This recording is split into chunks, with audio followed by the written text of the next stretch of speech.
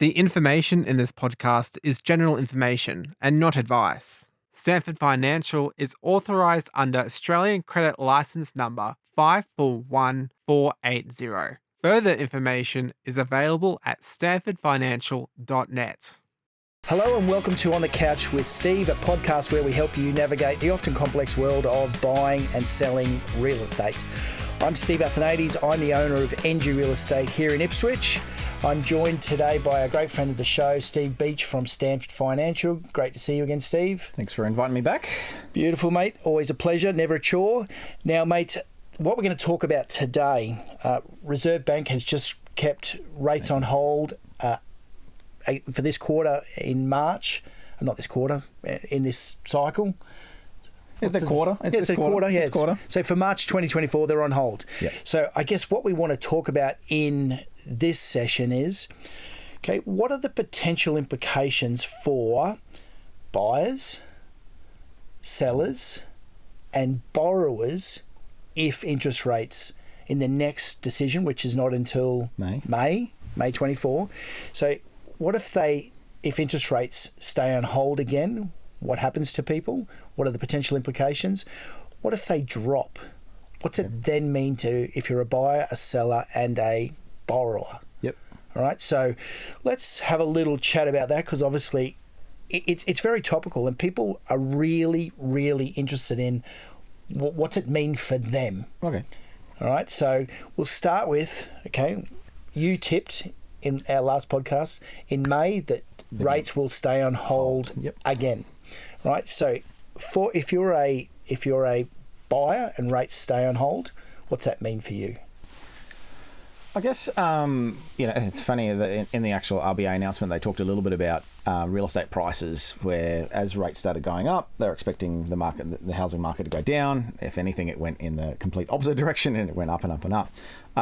Now that we're, I guess, talking about potential for rate cuts, what does the property market look like from there? So I guess putting rates on hold, doesn't probably stimulate the economy or the housing market in this instance as much as I guess a rate cut perceived would be.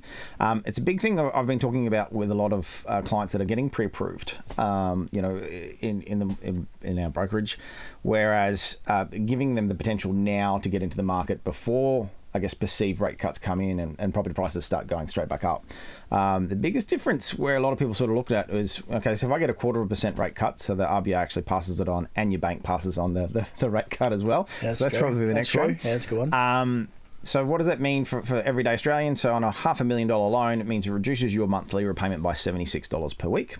Per month. But the biggest difference is by having those slightly lower interest rates does increase your borrowing capacity, because as your repayments go down, your disposable income goes up. So allows us to therefore borrow more money.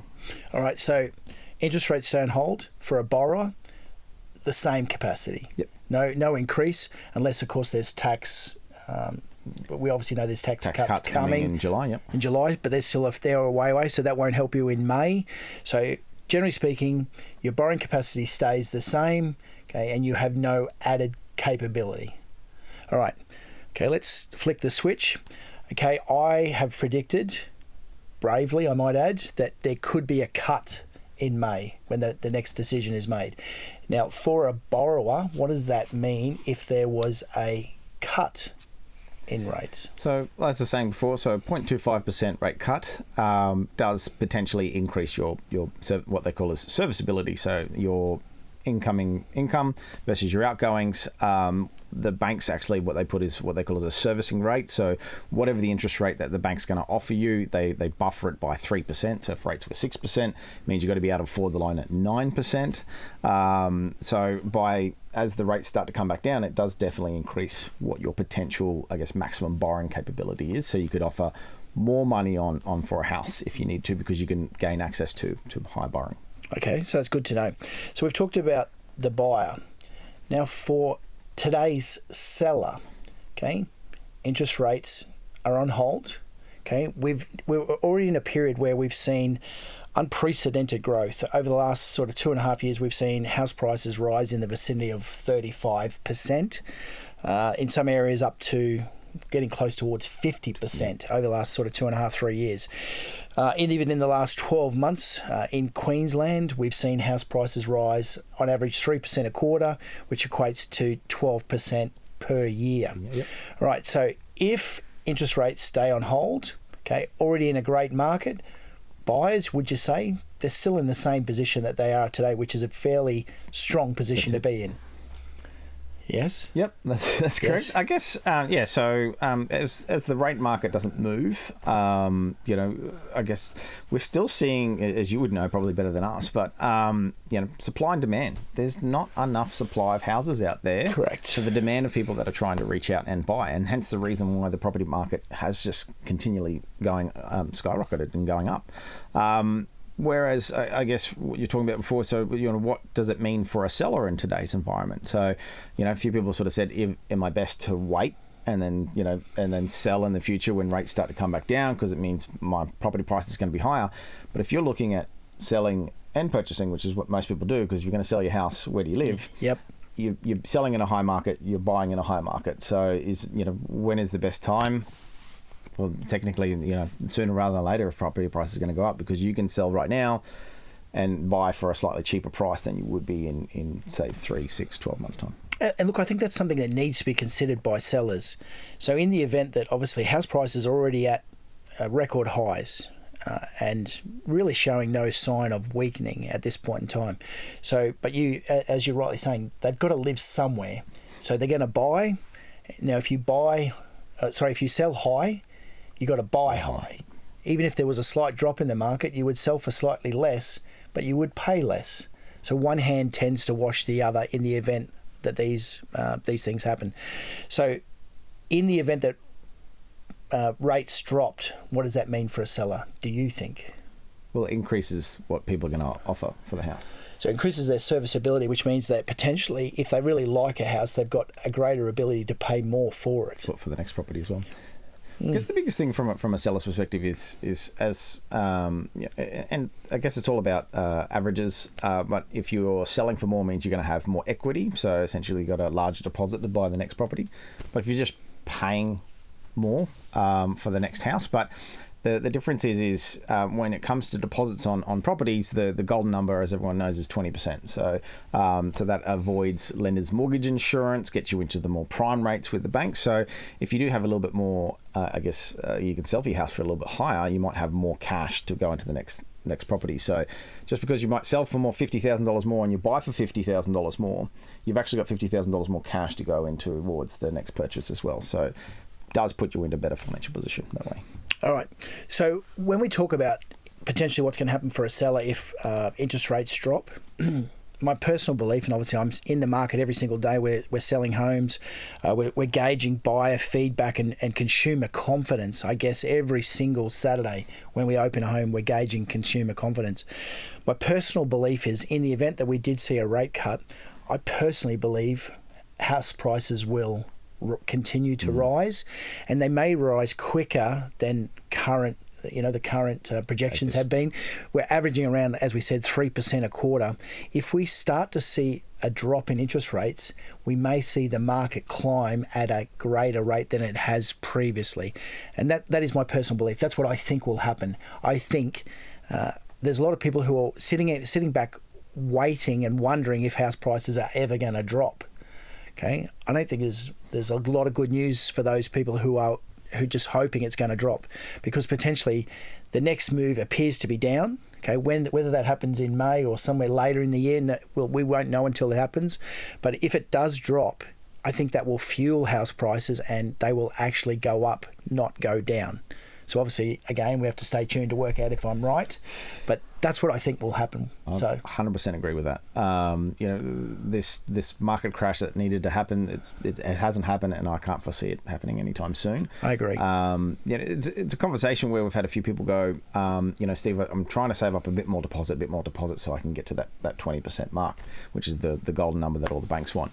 The biggest thing I've said to a lot of people as well is how much can you actually save in a year while renting or having an existing mortgage, or whatever the case might be. Is some people go, I can save at least 10 grand per year, or I can save at least 20, or even up to $30,000. And I'm like, cool, that means you're going to save $30,000.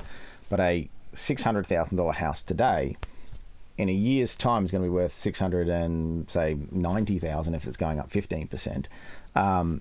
You've now cost you $90,000 to buy the next property, and you've saved $30,000 to put towards it. So is it better to, pay a slightly higher interest rate now to get into the market now and I guess obtain that capital growth, and then you can leverage on that equity in the future? Look, I agree. And I guess we've talked about this, and this brings us to the borrowers.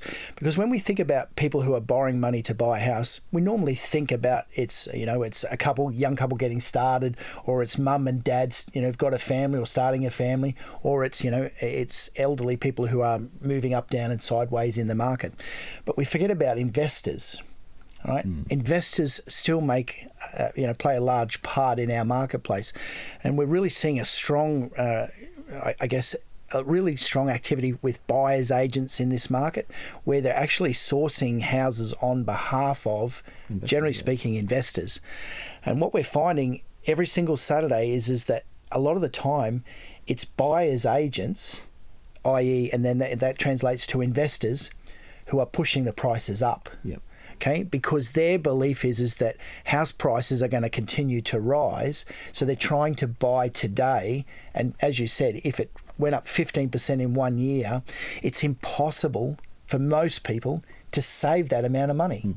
So therefore, that's why we're seeing investors speculate in this marketplace, and they're paying over the odds in a lot of time, even in our opinion. They're paying too much for these properties because they have an inherent belief that house prices are going to continue to rise. And we're talking to, a few investors in when we're doing mortgages and stuff like that, where a lot of them are, overreaching in regards to, paying top dollar for some of these properties because of the perceived rental return as well. So rents are so high. But if you can, afford the difference between what the mortgage repayment's going to be and what the rental cost is at the moment, as rates start to go back down, all of a sudden your negative gearing side of things, you mightn't be out of pocket anymore. It might actually be neutral or even be making money out of investment property as rates go back down and the rents stay. Because I guarantee no one's going to be given rent cuts in the short-term future either. Exactly right.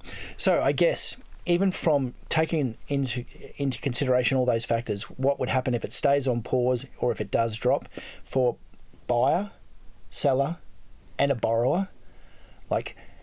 I think we still come back to the same place. Based on what we actually know, not what we don't know, it still seems like the best time to buy is right now, because if you wait, you may actually price yourself out of the market, because obviously the property prices are rising quicker than you can save a deposit or get yourself to that 20%. Yeah, to get to that. So therefore, if you're a buyer right now and if you want to buy, okay, you should buy now. If you're a seller and you're going to buy another home to live in, okay, it doesn't really matter to you as much, okay, because even if you waited 3 months and house prices went up another, say, 4%, okay, you're going to pay 4% more for the next house that you buy. So for a seller, it's almost a cost neutral type situation, all right? But for a borrower, you've got to factor in a couple of different things. Okay, if interest rates drop, borrowing potential goes up. But potential goes up. But so does property prices. But property prices go up as well. So we still come back to the fact that the best time to buy a property in today's real estate market is right now. So call my award-winning team at NG Real Estate, and we will help you out. And I can get you the mortgage. And Steve will get you the mortgage. So, obviously, mate, I think we've covered that in a fair amount of detail. Hopefully, that's helped people at home. So, mate, as always, Steve Beach from Stanford Financial, thank you so much for coming along and sharing the stage with me. If you liked what you've heard, if you'd like to ask any questions, we would love your feedback. Please click the link below. We'd love to be able to interact with you. Obviously, I'm Steve Athanates. I'm the owner of NG Real Estate Ipswich. If you'd like to see more about what we've talked about, join us soon on The Couch with Steve.